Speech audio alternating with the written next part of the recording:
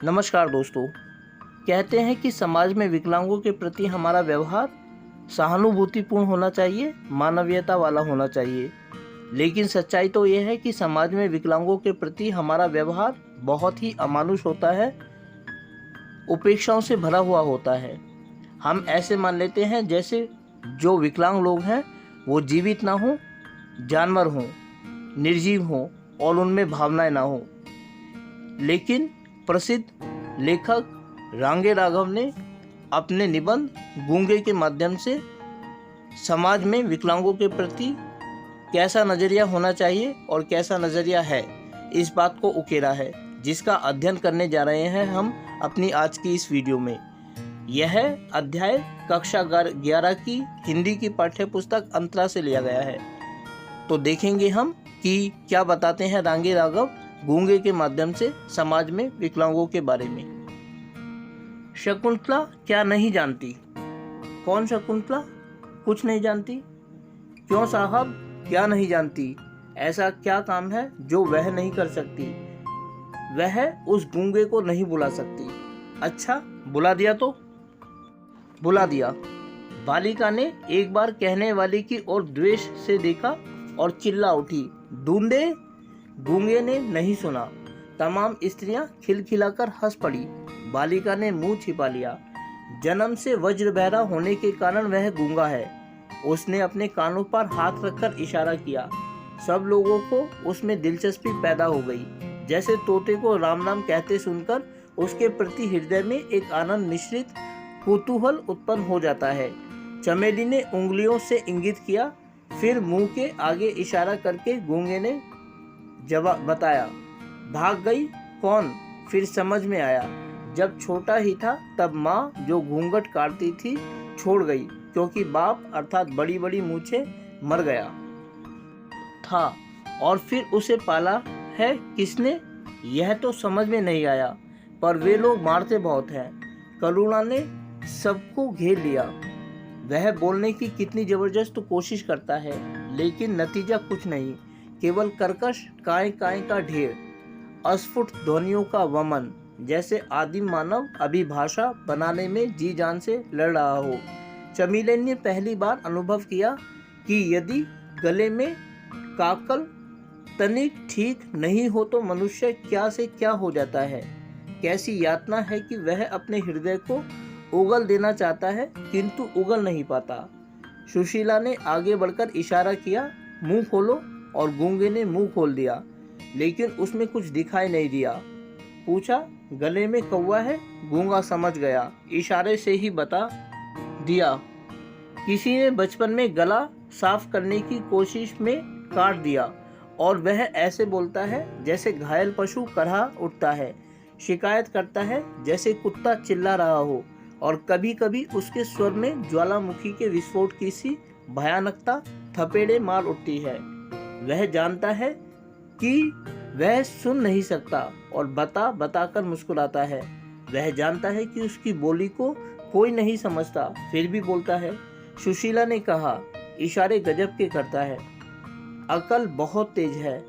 पूछा, खाना खाता है क्या? कहाँ से मिलता है? वह कहानी ऐसी है जिसे सुनकर सब स्तब्ध बैठे हैं। हलवाई के यहाँ रात भर लड्डू बनाए हैं, कढ़ाई मांजी है, नौकरी की है, कपड़े धोए हैं, सबके इशारे हैं, लेकिन गूंगे का स्वर चीत्कार में परिणित हो गया। सीने पर हाथ मार मार कर इशारा किया, हाथ फैलाकर कभी नहीं मांगा, भीख नहीं लेता, भुजाओं पर हाथ रखकर इशारा करता है, मेहनत का खाता हूँ, और पेट बजाकर दिखाता है, इसके लिए इसके लिए। अनाथाश्रम के बच्चों को देखकर चमेली रोती थी। आज भी उसकी आंखों में पानी आ गया। यह सदा से ही कोमल है। सुशीला से बोली, इसे नौकर भी तो नहीं रखा जा सकता, पर गूंगा उस समय समझ रहा था।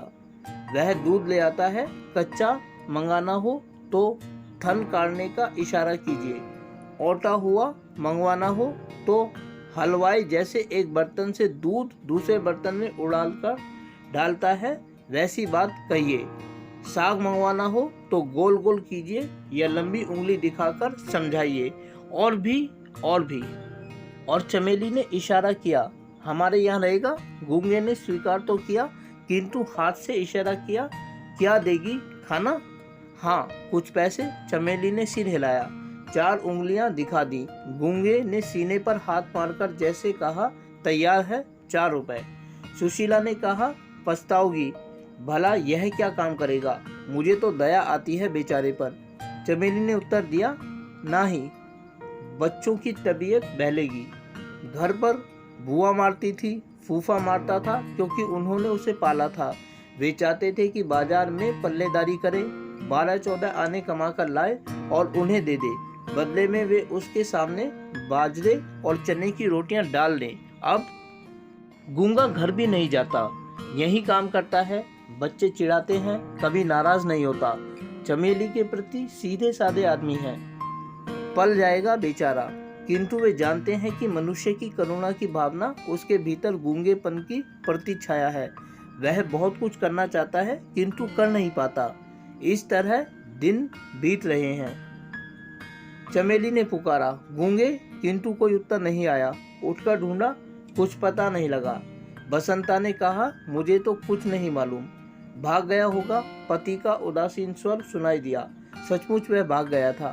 कुछ भी समझ में नहीं आया। चुपचाप जाकर खाना पकाने लगी। क्यों भाग गया? नाली का कीड़ा। एक छत उठाकर सिर पर रख दी, फिर भी मन नहीं भरा। दुनिया हंसती है। हमारे घर को अब अजायब घर का नाम मिल गया है। किस लिए? जब बच्चे और वह भी खाकर उठ गए तो चमेली बची रोटियां कटोरदान में रखकर उठने लगी। एकाएक द्वार पर कोई छाया हिल उठी। वह गूंगा था। हाथ से इशारा किया, भूखा हूँ। काम तो करता नहीं, भिखारी। फेंक दी उसकी और रोटियां। रोष से उठी, मोड़कर खड़ी हो गई, किंतु गूंगा खड़ा रहा। रोटियां छुई तक नहीं। देर तक दोनों चुप रहे। फिर ना जाने क्यों गूंगे ने रोटियां उठा ली और खाने लगा। चमेली ने गिलासों में दूध भर दिया। देखा, गूंगा खा चुका है। उठी और हाथ में चिमटा लेकर उसके पास खड़ी हो गई। कहाँ गया था? चमेली ने कठोर स्वर में पूछा। कोई उत्तर नहीं मिला। अपराधी की भांति सिर झुक गया। सर से एक चिमटा उसकी पीठ पर जड़ दिया, किंतु गूंगा रोया नहीं। वह अपने अपराध को जानता था। चमेली की आंखों से जमीन पर आंसू टपक गया। तब गूंगा भी रोया। और फिर यह भी होने लगा कि गूंगा जब चाहे भाग जाता, फिर लौट आता। उसे जगह जगह नौकरी करके भाग जाने की आदत पड़ गई थी।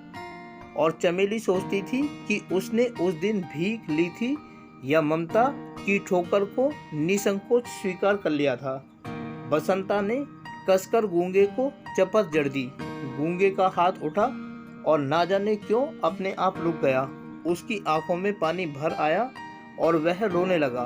उसका रुदन इतना कर्कश था कि चमेली को चूल्हा छोड़कर आना पड़ा। गूंगा उसे देखकर इशारों से कुछ समझाने लगा। देर तक चमेली उससे पूछती रही। उसकी समझ में इतना ही आया कि खेलते खेलते बसंता ने उसे मार दिया था।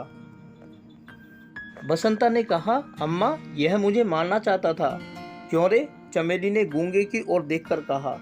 वह इस समय भी नहीं भूली थी कि गूंगा कुछ नहीं सुन नहीं सकता, लेकिन गूंगा भावभंगिमा से समझ गया। उसने चमेली का हाथ पकड़ लिया। एक क्षण को चमेली को लगा जैसे उसी के पुत्र ने आज उसका हाथ पकड़ लिया था।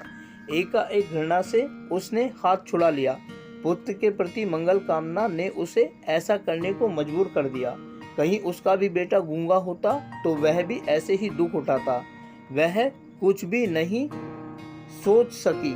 एक बार फिर गूंगे के प्रति हृदय में ममता भर आई। वह लौटकर चूल्हे पर जा बैठी, जिसमें अंदर आग थी, लेकिन उसी आग में वह सब पक रहा था जिससे सबसे भयानक आग बुझती है, पेट की आग, जिसके कारण आदमी गुलाम हो जाता है। उसे अनुभव हुआ कि गूंगे में बसंता से कहीं अधिक शारीरिक बल था। कभी भी गूंगे की भांति शक्ति से बसंता ने उसका हाथ नहीं पकड़ा था, लेकिन फिर भी गूंगे ने अपना उठा हाथ बसंता पर नहीं चलाया। रोटी जल रही थी, झट से पलट दी। वह पक रही थी। इसी से बसंता बसंता है, गूंगा गूंगा है। चमेली को विस्मय हुआ। गूंगा शायद यह समझता है कि बसंता मालिक का बेटा है, उस पर वह हाथ नहीं लगा सकता।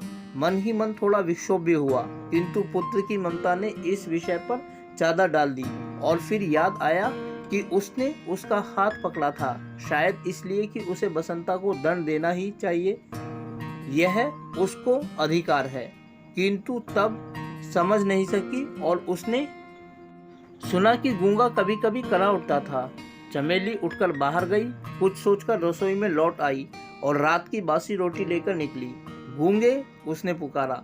कान के ना जाने किस पर्दे में कोई चेतना है कि गूंगा उसकी आवाज को कभी अनसुना नहीं कर सकता। वह आया, उसकी आंखों में पानी भरा था, जैसे उनमें एक शिकायत थी, पक्षपात के प्रति तिरस्कार था। चमेली को लगा कि लड़का बहुत तेज है। बरबस ही उसके होठों पर मुस्कान छा गई। कहा, ले खा ले, और हाथ बढ़ा दिया। गूंगा इस स्वर की, इस सब की उपेक्षा नहीं कर सकता। वह हंस पड़ा। अगर उसका रोना एक अजीब दर्दनाक आवाज थी तो यह हंसना और कुछ नहीं। एक अचानक गर्राहट थी, चमेली के कानों में बज उठी। उस अमानवीय स्वर को सुनकर वह भीतर ही भीतर कांप उठी। यह उसने क्या किया था? उसने एक पशु पाला था जिसके हृदय में मनुष्यों की सी वेदना थी। घृणा से विक्षुब्ध होकर चमेली ने कहा, क्यों रे, तूने चोरी की है? गूंगा चुप हो गया। उसने अपना सिर झुका लिया। चमेली एक बार क्रोध से कांप उठी। देर तक उसकी ओर घूरती रही। सोचा, मारने से यह ठीक नहीं हो सकता। अपराध को स्वीकार करना, दंड ना देना ही शायद कुछ असर करे। और फिर मेरा काम अपना है, रहना हो तो ठीक से रहे, नहीं तो फिर जाकर सड़क पर कुत्तों की तरह झूठन पर जिंदगी बिताए, दर दर अपमानित और लांछित। आगे बढ़कर गूंगे का हाथ पकड़ लिया और द्वार की ओर इशारा करके दिखाया, निकल जा गूंगा। जैसे समझ नहीं सका, बड़ी बड़ी आंखों को फाड़े देखता रहा। कुछ कहने को शायद एक बार होठ खुले भी, किंतु कोई स्वर नहीं निकला। चमेली वैसे ही कठोर बनी रही। अब के मुंह से ही साथ साथ कहा, जाओ, निकल जाओ। ढंग से काम नहीं करना है तो तुम्हारा यहाँ कोई काम नहीं। नौकर की तरह रहना है, रहो, नहीं तो बाहर जाओ। यहाँ तुम्हारे नखरे कोई नहीं उठा सकता। किसी को भी इतनी फुर्सत नहीं है, समझे? और फिर चमेली आवेश में आकर चिल्ला उठी, मक्कार, बदमाश, पहले कहता था भीख नहीं मांगता और सबसे भीख मांगता है, रोज रोज भाग जाता है, पत्ते चाटने की आदत पड़ गई है। कुत्ते की दुम क्या कभी सीधी होगी? नहीं, नहीं रखना है हमें। जा, तू इसी वक्त निकल जा। किंतु वह क्षोभ, वह क्रोध, सब उसके सामने निष्फल हो गए। जैसे मंदिर की मूर्ति कोई उत्तर नहीं देती, वैसे ही उसने भी कुछ नहीं कहा।